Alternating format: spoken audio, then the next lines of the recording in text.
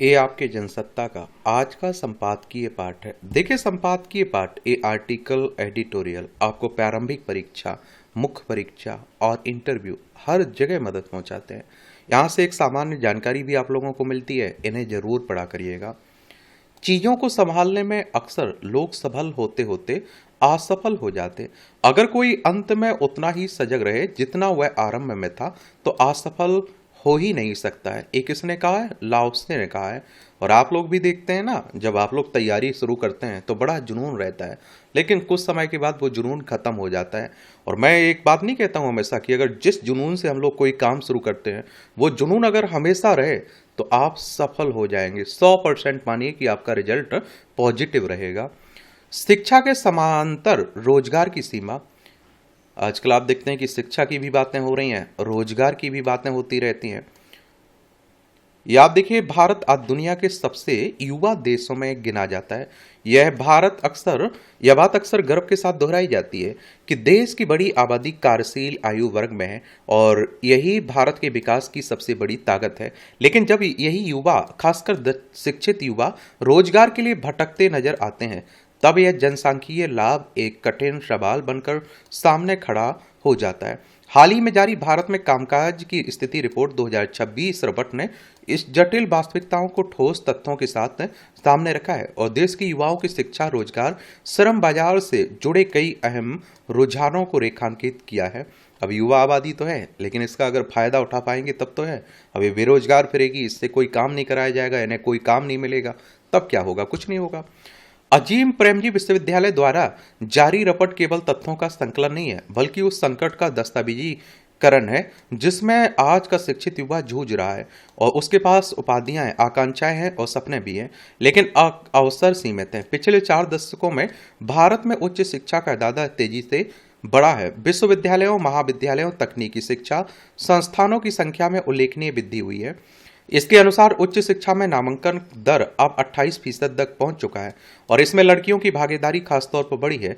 वहीं पुरुषों के नामांकन में गिरावट दर्ज की गई है। यह वर्ष 2017 के 38% से घटकर वर्ष 2024 के अंत तक 34% रह गई है। और इसके पीछे मुख्य कारण यह है कि युवा अपने परिवार की जरूरतों को पूरा करने के लिए कमाने के अवसर तलाशने लगते हैं। यह बदलाव सामाजिक दृष्टि से महत्वपूर्ण है। इससे संकेत मिलता है कि शिक्षा अब समाज के व्यापक वर्गों तक पहुंच रही है, लेकिन इस प्रगति के साथ एक गहरी विडंबना भी जुड़ी है। शिक्षा में प्रगति तो हो रही है, लेकिन रोजगार के अवसर उसी अनुपात में नहीं बढ़ रहे हैं। रिपोर्ट बताती है कि 20 से 29 वर्ष के 6.3 करोड़ स्नातकों में से लगभग 1.1 करोड़ युवा बेरोजगार हैं। यह सचमुच बेहद निराशाजनक है। ये युवा वर्षों की पढ़ाई के बाद भी रोजगार से वंचित हैं। उनको जो नौकरियां मिलती हैं वह अक्सर अस्थायी, कम वेतन वाली या फिर कौशल के अनुरूप नहीं होती। स्नातक होने के 1 वर्ष के भीतर केवल 7% युवाओं को ही स्थायी वेतन वाली नौकरी मिल पाती है। यह धारणा लंबे समय तक बनी रहे कि शिक्षा ही बेरोजगारी से मुक्ति का रास्ता है, मगर आज स्थिति उलट दिखती है। तथ्य यही है कि 15 से 25 वर्ष के युवाओं में बेरोजगारी दर लगभग 40% है, जबकि 25 से 29 वर्ष के युवाओं में करीब कितनी 20% है। 20%। यह स्थिति इस बात का संकेत है कि शिक्षा और रोजगार के बीच का संबंध कमजोर हो गया है। डिग्री या उपाधि होने के बावजूद नौकरी नहीं मिलने से युवाओं में निराशा और असंतोष है। आज युवाओं के सामने सबसे बड़ी चुनौती केवल बेरोजगारी नहीं, बल्कि अधूरा रोजगार भी है। बड़ी संख्या में ऐसे युवा काम कर रहे हैं जो उनकी शिक्षा, कौशल के अनुरूप नहीं है। कई इंजीनियर वितरण का काम कर रहे हैं, कई स्नातक अस्थायी अनुबंधों पर निर्भर हैं। यह केवल व्यक्तिगत हानि नहीं है, बल्कि राष्ट्रीय संसाधनों की भी बर्बादी है। और जिस शिक्षा पर इतना निवेश किया गया, वह अपेक्षित उत्पादकता में नहीं बदल पा रही है। अब आप देखते हैं कि यह भी साफ हो गया कि केवल शिक्षा का विस्तार पर्याप्त नहीं है, उसकी गुणवत्ता, उपयोगिता भी उतनी ही महत्वपूर्ण है। वर्ष 2010 से 21 के बीच प्रति लाख युवाओं पर महाविद्यालयों की संख्या 29 से बढ़कर 45 हो गई। औद्योगिक प्रशिक्षण संस्थानों की संख्या में भी कई गुना वृद्धि हुई है। इसके बावजूद क्षेत्रीय असमानताएं बनी हुई है। वहीं शिक्षकों की कमी भी बड़ी चुनौती के रूप में सामने आई है। निर्धारित मानकों के मुकाबले निजी और सरकारी कॉलेजों में शिक्षक छात्र अनुपात काफी अधिक है, मगर इन संस्थानों से निकलने वाले युवाओं के पास वह कौशल नहीं है जिसकी मांग उद्योगों में है। यह स्थिति बताती है कि हमारी शिक्षा व्यवस्था अभी भी डिग्री केंद्रित है। ना कि कौशल केंद्रित। एक महत्वपूर्ण पहलू यह भी है कि उच्च शिक्षा में गरीब परिवारों की भागीदारी बढ़ी है, जो वर्ष 2007 के 8% से बढ़कर 2017 में 15% हो गई। भारत की अर्थव्यवस्था में बदलाव हो रहा है, मगर दूसरी ओर युवा कृषि से हटकर सेवा और विनिर्माण क्षेत्रों की ओर बढ़ रहे हैं। सूचना प्रौद्योगिकी, मोटर वाहन और व्यावसायिक सेवाओं में महिलाओं की भागीदारी बढ़ी है, जबकि पेशेवर क्षेत्र में जाति और स्त्री पुरुष के बीच भेदभाव कम हुआ है। मगर इन क्षेत्रों में भी रोजगार सृजन की गति अपेक्षित नहीं है और एक और उच्च कौशल वाली नौकरियां सीमित हैं। दूसरी तरफ कम कौशल वाले कार्यों में अस्थिरता और कम वेतन की समस्या है। यह असंतुलन युवाओं के सामने एक कठिन स्थिति पैदा करती है। वे ना तो पूरी तरह रोजगार पा रहे हैं और ना ही अपने कौशल का सही उपयोग कर पा रहे हैं। देश के पास इस समय सीमित वक्त है और जिसमें वह अपने इस जनसांख्यिकीय लाभ को आर्थिक विकास में बदल सकता है। कहा जा रहा है कि वर्ष 2030 के बाद कामकाजी आयु वर्ग की आबादी का अनुपात घटने लगेगा। इसका मतलब यह है कि आने वाले कुछ वर्षों में रोजगार सृजन को गति देना जरूरी होगा। यदि यह अवसर निकल गया तो बड़ी संख्या में बेरोजगार और असंतुष्ट युवा सामाजिक और आर्थिक संकट का कारण बन सकते हैं। यह एक बड़ी चुनौती होगी। इस गंभीर समस्या का समाधान केवल एक क्षेत्र में सुधार से संभव नहीं है। इसके लिए समग्र दृष्टिकोण अपनाना होगा। पहला, शिक्षा और उद्योग के बीच बेहतर तालमेल स्थापित करना होगा। पाठ्यक्रमों को अब वास्तविक जरूरतों के अनुरूप बनाना जरूरी है। दूसरा, कौशल विकास को प्राथमिकता देनी होगी। प्रशिक्षण कार्यक्रमों की गुणवत्ता सुधारनी होगी। तीसरा, रोजगार सृजन को नीति के केंद्र में रखना होगा। केवल विकास दर बढ़ाने से काम नहीं चलेगा, बल्कि रोजगार आधारित विकास की दिशा में कदम बढ़ाने होंगे। चौथी, उद्यमिता विकास को बढ़ावा देना होगा। युवाओं को केवल नौकरी तलाशने के बजाय रोजगार सृजक बनने के लिए प्रोत्साहित करना होगा। पांचवा, क्षेत्रीय और सामाजिक असमानताओं को कम करने के लिए लक्षित नीतियां बनानी होंगी। ये उपाय बताए जा रहे हैं, सुझाव बताए जा रहे हैं। यही तो आंसर राइटिंग में लिखना है, यही तो आपको निबंध में लिखना है। भारतीय युवाओं के सामने आज जो स्थिति है वह केवल आर्थिक समस्या नहीं बल्कि सामाजिक और मनोवैज्ञानिक संकट भी है। यह समझना जरूरी है कि शिक्षा केवल डिग्री प्राप्त करने का माध्यम नहीं है, बल्कि जीवन और रोजगार के लिए तैयारी का साधन है। यदि यह तैयारी अधूरी रह जाती है तो उसका परिणाम बेरोजगारी, असंतोष और सामाजिक असंतुलन के रूप में सामने आता है। इसी कारण शिक्षा से जो उम्मीदें पैदा होती हैं, जब वे पूरी नहीं होती तो उसका असर पूरे समाज पर पड़ता है। इस लिहाज से गौर करें तो यह तय है कि यदि शिक्षा और रोजगार के बीच की खाई को समय रहते नहीं भरा गया तो देश का सबसे बड़ा संसाधन ही उसकी सबसे बड़ी चुनौती बन सकता है। बाकी आप लोगों को क्या लगता है, अपनी राय आप लोग जरूर बताया करिएगा। चेतना की कसौटी। अपने आसपास जब हम किसी अन्य व्यक्ति के व्यवहार या हरकतों से खुद को असहज या परेशान पाते हैं तो उम्मीद करते हैं कि उसे अपना काम जरूर करना चाहिए, लेकिन दूसरों की सुविधा असुविधा का भी ख्याल रखना चाहिए। यह नहीं कि हम अपने घर को साफ रखने के लिए तो सब कुछ करें, लेकिन सारी गंदगी जमाकर गली में, सड़क पर या दूसरे के घर के सामने जाकर फेंक दें। इसी तरह के व्यवहारों के संदर्भ में अक्सर नागरिक चेतना यानी सिविक सेंस का सवाल महत्वपूर्ण हो जाता है। जब हम अपने जीवन के उपयोगी कार्यों को निरंतर आगे बढ़ाने के लिए नियमित रूप से घर से बाहर निकलते हैं तो दूसरों की या फिर अपनी नागरिक चेतना को किस स्थिति में पाते हैं। दैनिक जीवन में इतना तो अहम है कि कभी कभी सिविक सेंस यानी नागरिक चेतना का अनुपालन कभी हम भूल भी सकते हैं, तो कभी दूसरे लोगों को देखकर इसके अनुपालन की संभावना बढ़ जाती है। ज्यादा नहीं, सिर्फ कुछ बातों पर गौर कर सकते हैं। क्या हम रात 10 बजे के बाद भी अपने पारिवारिक, सामाजिक, धार्मिक समारोह के आयोजन में ऊंची ध्वनि में डीजे या लाउड स्पीकर बजाते हैं, दूसरे लोगों के मानवाधिकारों की धज्जियां उड़ाते हैं? कुछ समय पहले हरियाणा के कैथल जिले के थाना गांव की पंचायत ने रात 10 बजे के बाद ऊंची ध्वनि में डीजे नहीं बजाने पर आम फैसला लिया। दरअसल नागरिक चेतना का मतलब है अपने आसपास के वातावरण, लोगों और सार्वजनिक तथा निजी संपत्तियों का नियमित सम्मान करना। और इससे हम सीखते हैं कि हम ऐसे काम करें जिससे समाज में अनुपालन, अनुशासन और स्वच्छता बनी रहे और राष्ट्र विकासशील से विकसित की ओर बढ़े। दूसरे शब्दों में सिविक सेंस का सामान्य अर्थ होता है सामाजिक अनुशासन, उत्तरदायित्व और सार्वजनिक स्थानों पर उचित मानसिक व्यवस्था का व्यवहार। आमतौर पर लोग अपने घरों में स्वच्छता बनाए रखने को सर्वोच्च प्राथमिकता देते हैं, वहीं सार्वजनिक स्थानों को कुछ लोग अस्वच्छ करने का प्रयास करते हैं। यह सामूहिक उत्तरदायित्व की कमी को दर्शाता है। उदाहरण के तौर पर सड़क पर कूड़ा न फेंकने, यातायात नियमों का पालन करने, सार्वजनिक स्थानों को साफ रखने का प्रयास करने, दूसरों की सुविधाओं का ध्यान रखने, आम सड़कों पर लाल बत्ती वाले चौराहों या मोड़ पर वाहनों को कतार में रखना इत्यादि छोटी छोटी आदतें ही एक अच्छे नागरिक की चेतना की पहचान बनाती हैं। दूसरी तरफ नागरिक चेतना की कमी के परिणामों के तहत जब लोग नित्य जीवन में अपने दैनिक कार्यों के दौरान कुछ तकाजों का पालन नहीं करते हैं, तो कई समस्याएं पैदा होती हैं, जैसे हमारे आसपास गंदगी फैलना, ध्वनि प्रदूषण बढ़ना, छोटी छोटी बातों पर आपसी उन्माद बढ़ना, जिसमें गाली गलौज से लेकर मारपीट तक होना, सड़क जाम और दुर्घटनाएं भी होती हैं। सामाजिक और धार्मिक उन्माद से सार्वजनिक और निजी संपत्ति का नुकसान होता है, और जिससे समाज में अव्यवस्था फैलती है और लोग बेवजह मानसिक, शारीरिक और आर्थिक रूप से परेशान होते हैं। इससे अपने जीवन में आगे बढ़ाने वाली रचनात्मकता में कुछ लोग पीछे रह जाते हैं।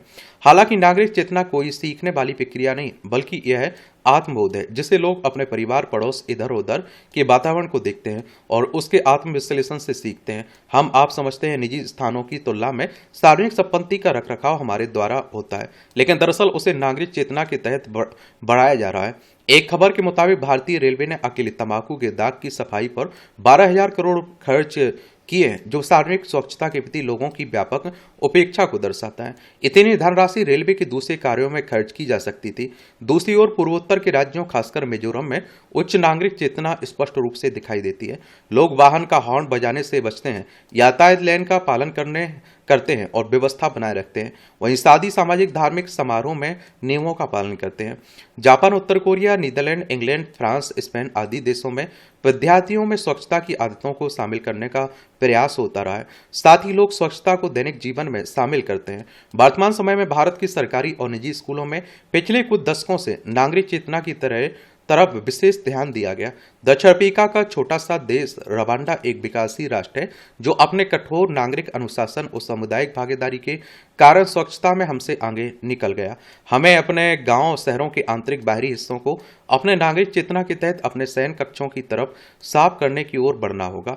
हम अपने प्रति लोगों के व्यवहार की जैसी अपेक्षा करते हैं, वैसा अपना व्यवहार दूसरों के प्रति रखना चाहिए। नागरिक चेतना में सुधार सामाजिक जीवन स्तर को बेहतर बनाने के लिए जरूरी है।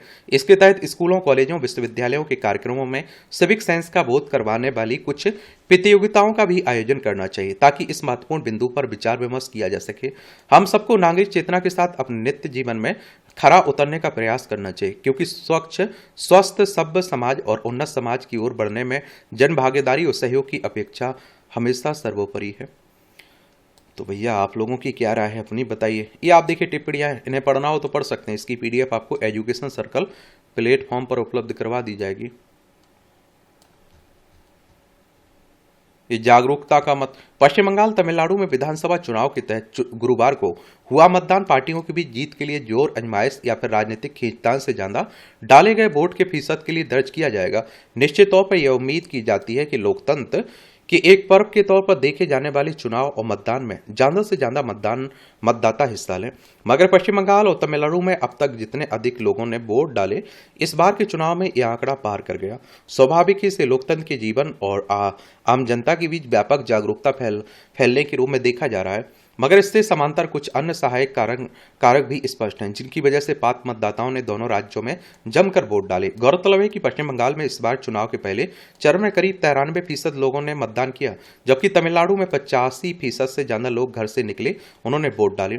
जाहिर है कि इतनी बड़ी संख्या में नागरिकों ने अगर मतदान किया तो इसके पीछे मुख्य कारण संवैधानिक अधिकारों के प्रति जनता के बीच फैली व्यापक जागरूकता है। यह देश के लोकतंत्र के लिए एक सुखद संकेत है। हालांकि पश्चिम बंगाल में होने वाले किसी भी चुनाव में मतदान का फीसद सामान्य तौर पर अन्य राज्यों के मुकाबले ज्यादा रहता है, लेकिन इस बार का आंकड़ा अगर इतना ऊंचा है तो इसकी बड़ा वजह वहां के राजनीतिक माहौल में प्रतिद्वंदी दलों के बीच आक्रामक खींचतान से पैदा हुआ उद्वेलन भी है, जिसने बहुत सारे लोगों को अपने वोट हर हाल में डालने को लेकर जागरूक किया। तमिलनाडु में भी कमोबेश स्थिति यही रही। दिलचस्प है कि इन दोनों राज्यों के चुनावी गणित में अब तक भाजपा का कोई खास प्रभाव नहीं रहा, लेकिन इस बार के चुनाव प्रचार में योजनाबद्ध तरीके से इसने जिस स्तर का दखल दिया, उसमें यह विपक्षी पार्टियों के विरोध का केंद्र बन गई। इसके क्रम में आक्रामक चुनाव प्रचार अभियानों का सीधा असर आम लोगों पर पड़ा, और जिन्होंने अपने अपने पक्ष के लिए मतदान में हिस्सेदारी को अपनी जिम्मेदारी माना।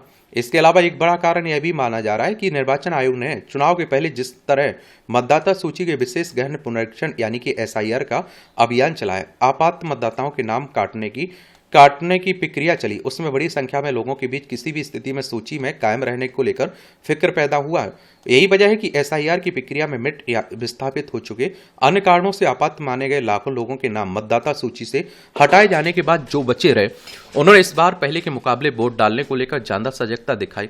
दरअसल इस सूची में मौजूदगी सुनिश्चित होना, मताधिकार का उपयोग करना भविष्य में नागरिक अधिकारों के सुरक्षित होने को लेकर एक आशंका से भी जुड़ा हो सकता है। इसके बावजूद यह कहा जा सकता है कि मतदान के लिए पात्र माने गए लोगों ने अगर भारी संख्या में घरों से निकलकर अपने मतदान के हक का इस्तेमाल किया तो यह न केवल जनता के बीच व्यापक जागरूकता का संकेत है, बल्कि देश के लोकतंत्र के मजबूत होते जाने का सूचक भी है। और देखिए, अगर आपको भी विधानसभा के चुनाव लड़ना हो तो आपकी उम्र कम से कम कितनी 25 साल होनी चाहिए। अधिकतम उम्र की सीमा नहीं रखी गई है।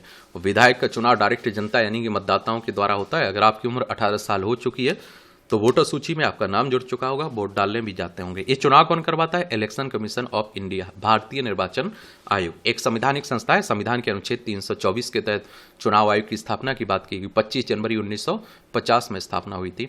नई दिल्ली में हेडक्वार्टर देखने को मिलेगा। सुकुमार सेन पहले मुख्य चुनाव आयुक्त थे। यह है पश्चिम बंगाल, कोलकाता इसकी राजधानी है। इसकी सीमा उड़ीसा, झारखंड, बिहार, सिक्किम, असम से लगती है। अंतर्राष्ट्रीय सीमा नेपाल, भूटान, बांग्लादेश से लगती है। ये तमिलनाडु है, इसकी राजधानी चेन्नई है। इसकी सीमा आंध्र प्रदेश, कर्नाटक, केरल से लगती है। हादसों का सफर, इसमें दो राय नहीं कि विकास में पिछड़े देश के मैदानी क्षेत्रों से लेकर पहाड़ के दुर्गम इलाकों में भी अब सड़कों का जाल बिछ गया और जिससे वहां का कठिन जनजीवन काफी हद तक आसान हो गया। मगर सड़कों के निर्माण के साथ साथ सुरक्षित सफर का पहलू भी बेहद महत्वपूर्ण है। इस मसले पर शासन प्रशासन के दावों के बावजूद सड़क हादसे कम होने के बजाय बढ़ते जा रहे हैं। उत्तराखंड में टेहरी गढ़वाल जिले के चंबा क्षेत्र में बीते गुरुवार को एक वाहन के गहरी खाई में गिरने से उसमें सवार 8 लोगों की मौत हो जाने की घटना ने एक बार फिर सड़क सुरक्षा में खामियों और जोखिम को उजागर किया। सवाल है कि यातायात नियमों का कड़ाई से पालन, सड़कों की समुचित देखभाल, देखरेख, निर्माण में कमियों पर गंभीरता से ध्यान क्यों नहीं दिया जा रहा है? क्या सिर्फ कागजों में योजनाओं उपायों का खाका खींचने भर से सड़क दुर्घटनाएं कम हो जाएंगी? उन्हें जमीनी स्तर पर प्रभावी तरीके से लागू करने की जिम्मेदारी किसकी है? और गौरतलब है कि सर्वोच्च न्यायालय ने हाल ही में केंद्रीय सड़क परिवहन मंत्रालय, राष्ट्रीय राजमार्ग प्राधिकरण और सभी राज्यों एवं केंद्र शासित प्रदेशों को सड़क से सफर सुरक्षित बनाने के निर्देश दिए। शीर्ष अदालत का यह कहना बेवजह नहीं था कि जिन खामियों को दुरुस्त किया जा सकता है, अगर उसकी वजह से सड़क हादसों में एक भी जान जाती है तो यह संबंधित राज्य प्राधिकरण की सुरक्षा जिम्मेदारी में कमी और लापरवाही को दर्शाता है। पहाड़ी राज्यों में तो भौगोलिक जटिलताओं की दृष्टि से सड़क दुर्घटनाओं का जोखिम ज्यादा होता है। ऐसे में वहां हर स्तर पर अतिरिक्त सतर्कता बरतने की जरूरत है, मगर शायद ही इसका पर कोई विशेष ध्यान दिया जाता है और यही लापरवाही आए दिन पहाड़ी इलाकों में बड़ी दुर्घटनाओं का कारण बन रही है। बुनियादी सुरक्षा सावधानियां की कमी, सड़कों पर अतिक्रमण, ज्यादा जोखिम वाले जगहों पर पैराफिट की मजबूत घेराबंदी एवं निगरानी का अभाव खतरे को और ज्यादा बढ़ा रहा है। ऐसे में जरूरी है कि केंद्र और राज्य सरकारें सड़क सुरक्षा को लेकर मजबूत एवं प्रभावी तंत्र विकसित करें ताकि मानव जीवन की रक्षा हो सके। और देखिए, अगर सुप्रीम कोर्ट की बात करें तो हमारी सर्वोच्च अदालत है। संविधान के अनुच्छेद 124 के तहत सुप्रीम कोर्ट की स्थापना की बात की गई। 28 जनवरी 1950 में स्थापना हुई थी। ये आप देखिए उत्तराखंड है, देहरादून इसकी राजधानी है। इसकी सीमा आप देखिए उत्तर प्रदेश और हिमाचल प्रदेश से लगती है। अंतर्राष्ट्रीय सीमा चाइना और नेपाल से लगती है।